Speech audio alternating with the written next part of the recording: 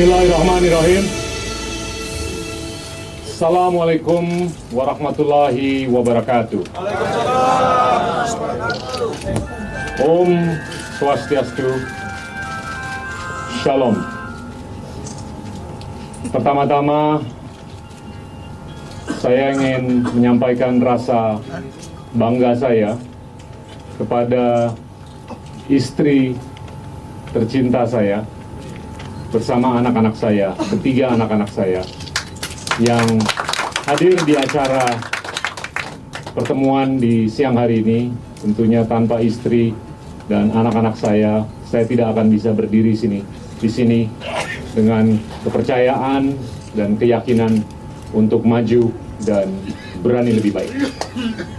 Dan tentunya yang saya sangat cintai dan hormati, pimpinan dan seluruh anggota Komite Konvensi Partai Demokrat, dan yang saya sangat cintai para insan pers, dan tentunya yang saya sangat hormati Bapak Ibu sekalian yang hadir di acara siang hari ini untuk menjunjung tinggi semangat demokrasi bangsa Indonesia ke depan.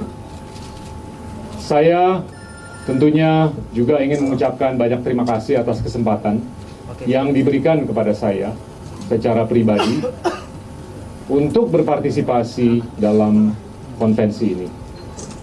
Dan ini penuh dengan kepercayaan, prinsip, dan kepentingan bahwa konvensi ini menjunjung tinggi, menegakkan ketegakan demokrasi di Indonesia. Dan sangat beda dengan bukan hanya tradisi sebelumnya, tapi dengan proses politik yang dirangkul dan dilakukan oleh lembaga politik lainnya, di mana konvensi Partai Demokrat menyajikan pilihan bermutu atau beberapa pilihan bermutu kepada seluruh 250 juta penduduk yang ada di Indonesia. Dan tentunya kita mengetahui bahwa tradisi dan bahkan sekarang pun partai-partai lain masih menggunakan mekanisme yang lama, di mana pimpinan partai itu memilih siapa yang maju, bukan rakyat yang memilih. Tapi di sini yang sangat membedakan prosesnya adalah rakyat yang memilih. Demokrasi, Bapak Ibu sekalian, ini penting untuk kita semua. Tentunya kepentingannya adalah gimana demokrasi yang ada di Indonesia ini bisa meningkatkan kesejahteraan, meningkatkan pemerataan, dan meningkatkan derajat martabat kita semua. Sejatinya, demokrasi itu kental dengan sistem pemerintahan dari rakyat dan untuk rakyat. Ini adalah azas pemikiran kita dan tentunya saya untuk kenapa saya mau ikut dalam konvensi dan untuk kenapa kita mau menyongsong kepemimpinan yang baru ke depan agar kegemilangan atau kesuksesan Indonesia itu bisa dirasakan setiap penduduk yang ada di tanah air kita ini. Dan tentunya saya tidak akan bicara panjang lebar dalam kesempatan ini, apalagi berpidato, bermonolog, tapi saya ingin mengalokasikan lebih banyak waktu untuk duduk bersama dengan rakyat, untuk bisa mendengar suara rakyat, mendengar observasi, mendengar kritikan, masukan, ataupun pertanyaan dari rakyat, agar kita bisa mencari jawaban, mencari solusi. Saya ingin menyampaikan 3 pesan, Bapak Ibu sekalian. Dan ini tidak lepas dari misi visi yang saya sudah ceritakan di bulan September yang lalu. Yang pertama adalah gimana pemerintahan kita ini bisa lebih mendengar suara dan aspirasi rakyat.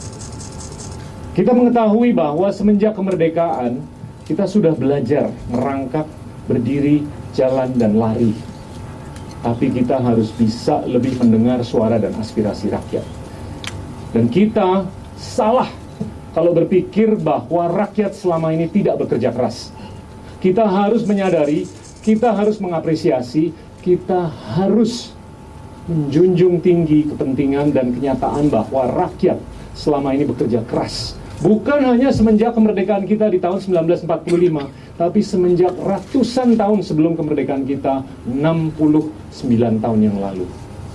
Tanpa kerja keras rakyat, sulit untuk kita mencapai dan membuahkan kemerdekaan kita. Tanpa kerja rakyat, sulit untuk kita bisa membuahkan sistem politik yang baru. Tanpa kerja rakyat, sulit untuk kita bisa meningkatkan kesejahteraan dan pemerataan.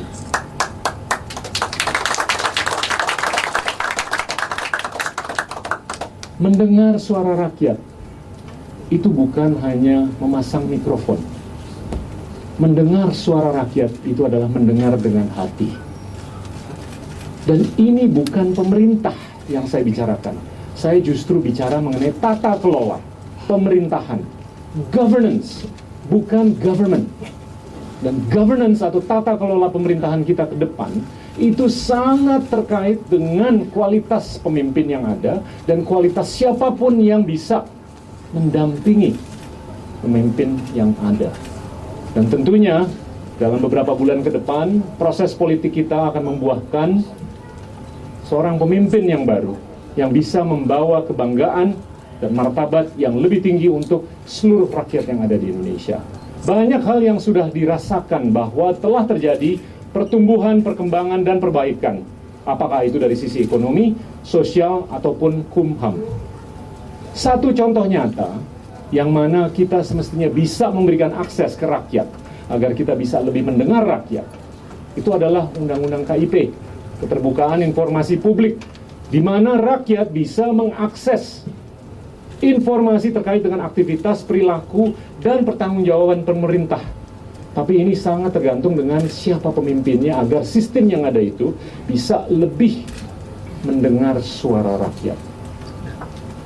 Jadinya, pemerintahan itu adalah dari rakyat dan untuk rakyat. Dan itu tidak akan bisa bergulir secara positif apabila kita tidak mau dan tidak bisa mendengar suara dan aspirasi rakyat dengan hati nurani. Yang kedua, ini terkait dengan gimana kita bisa bekerja sama antara rakyat dan rakyat. Gimana kita bisa urun rembuk. Ini tidak terbatas dengan kesadaran kita untuk turun tangan. Tapi ini lebih jauh daripada itu. Justru gimana kita bisa mencari jawaban. Gimana kita bisa mencari solusi dalam jawaban yang kita sajikan ke rakyat berdasarkan suara dan aspirasi rakyat yang disampaikan ke kita. Dan tentunya urun rembuk itu harus positif. Gimana kita bisa mencari solusi yang positif agar bukan hanya kesejahteraan meningkat, tapi pemerataan juga bisa dirasakan dari ujung ke kiri sampai ujung ke kanan, dari ujung di atas sampai ujung di bawah. Bapak Ibu sekalian yang saya sangat hormati, kita sudah punya beberapa sistem dan mekanisme. Salah satu yang nyata adalah musyawarah rencana pembangunan yang sudah dilakukan semenjak bertahun-tahun lalu untuk memetakan suara rakyat dan gimana kita bisa memetakan respons atau jawaban terhadap suara rakyat dan respons pemerintah untuk mencari solusi atas keluhan dari rakyat. Dan tentunya yang dilakukan dari desa ke level nasional ini sudah membuahkan hasil yang banyak. Apakah itu pembangunan jalan, pembangunan rel kereta api, pembangunan pembangkit listrik, pelabuhan udara, pelabuhan laut, dan segalanya. Akhir-akhir ini kita melihat dengan mata kepala sendiri bahwa masing-masing dari lebih dari 120 juta manusia yang ada di Indonesia bisa menikmati fasilitas kesehatan lewat jaminan kesehatan nasional yang diimplementasi oleh BPJS. Kita juga sudah melihat kenaikan pemberian fasilitas BOS untuk kepentingan pendidikan. Kita sudah melihat kenaikan pemberian fasilitas KUR agar UKM kita bisa lebih bukan hanya merasakan pendanaan, tapi bisa memberdayakan dirinya, memberdayakan pendanaannya agar bisa lebih meningkat kesejahteraannya, agar pemerataannya lebih bisa dirasakan. Dan kita juga sudah melakukan politik anggaran dengan penggelontoran dana untuk kepentingan penegakan hukum. Salah satu bukti nyata adalah implementasi KPK yang nyata di depan mata rakyat bisa mengeradikasi korupsi. Dan ini tercermin dalam kasus-kasus yang meluap akhir-akhir ini dan akan terus meluap di kemudian hari. Tapi kenyataannya Bapak Ibu sekalian, jumlah penyidik yang ada di KPK itu kurang lebih 100. Dan jumlah PNS di Indonesia itu kurang lebih 4,5 juta. Jadinya rasio penyidik terhadap PNS itu adalah 1:45.000. Kalau kita mau mengacu ke kisah sukses, contohnya di Hong Kong, di mana mereka memerlukan waktu 30 tahun untuk mengeradikasi korupsi, itu rasio penyidik terhadap PNS itu 1:200. Kita 1:45.000. Nah, sekarang pertanyaannya, atau pertanyaan rakyat semestinya adalah, sejauh mana kita mau mengeradikasi korupsi? Sejauh mana kita mau memperbaiki rasio penyidik terhadap PNS? Sejauh mana atau secepat mana kita mau menyelesaikan masalah ini? Dan tentunya sejauh mana pemerintah mau merespon, mau menjawab suara dan aspirasi rakyat. Dan ini sangat bisa tercermin dalam politik anggaran untuk meningkatkan bukan hanya jumlah penyidik, tapi kualitas penyidik yang ada. Dan ini akan sangat bisa menghembus udara segar untuk kepentingan kita menegakkan hukum dan menegakkan apapun yang harus lebih tegak. Dimensi ekonomi, dimensi sosial, dimensi pembangunan, dimensi apapun, ini harus dilakukan dari rakyat dan untuk rakyat. Ini yang kedua, urun rembuk. Dan tentunya yang ketiga, ini tidak kalah penting Bapak Ibu sekalian. Yang ketiga, ini terkait dengan sistem demokrasi kita. Demokrasi kita, ini bukan hanya mengenai suara mayoritas. Tapi ke depannya, ini juga harus terkait dengan jaminan bahwa kita bisa memberikan perlindungan kepada siapapun yang tertinggal, siapapun yang terpinggirkan, siapapun yang menjadi anggota kaum minoritas. Dan kalau ini bisa dilakukan oleh siapapun yang ada di pemerintahan yang ada ataupun ke depan, itu akan bisa menjamin kesinambungan eksistensi demokrasi kita.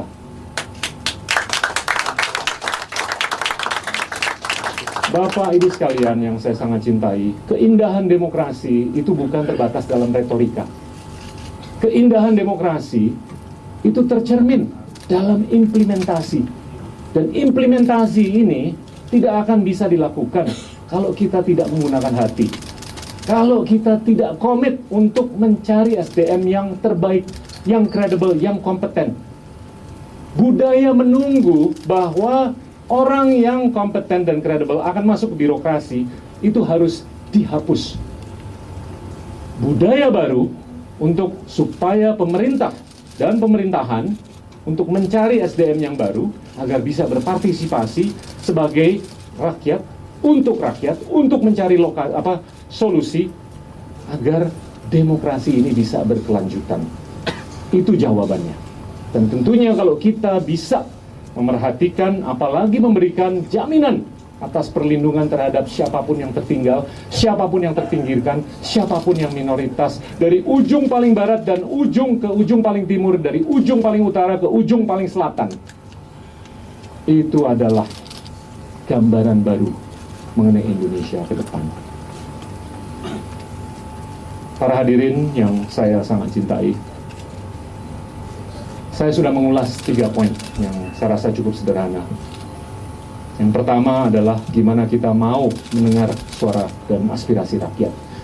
Yang kedua, gimana kita mau melakukan urun rembuk, bekerja sama dengan rakyat untuk mencari bukan jawaban, tapi mencari solusi.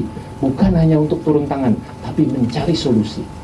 Dan ini berazaskan from the people, for the people, dari rakyat, untuk rakyat. Dan yang ketiga, jangan sampai ada satupun yang tertinggal kalau kita berlayar ke depan. Ini penting sekali. Dan tentunya saya datang ke sini bukan untuk memamerkan Gareng dan Petruk, tapi saya datang ke sini dengan kesadaran penuh bahwa Indonesia itu bisa lebih baik. Saya datang ke sini dengan kesadaran penuh bahwa kita mempunyai momen dan momentum yang luar biasa untuk bisa lepas landas di abad ke-21. Gimana agar kepentingan rakyat itu lebih bisa dirasakan dan lebih teraktualisasi. Gimana supaya Indonesia sebagai bangsa dan negara itu bisa lebih relevan di dunia ini. Dan saya maju untuk memperbaiki apapun yang harus dan bisa diperbaiki. Dan tentunya ini akan mencerminkan Indonesia yang baru sebagai bangsa dan negara yang lebih berani untuk berani lebih baik.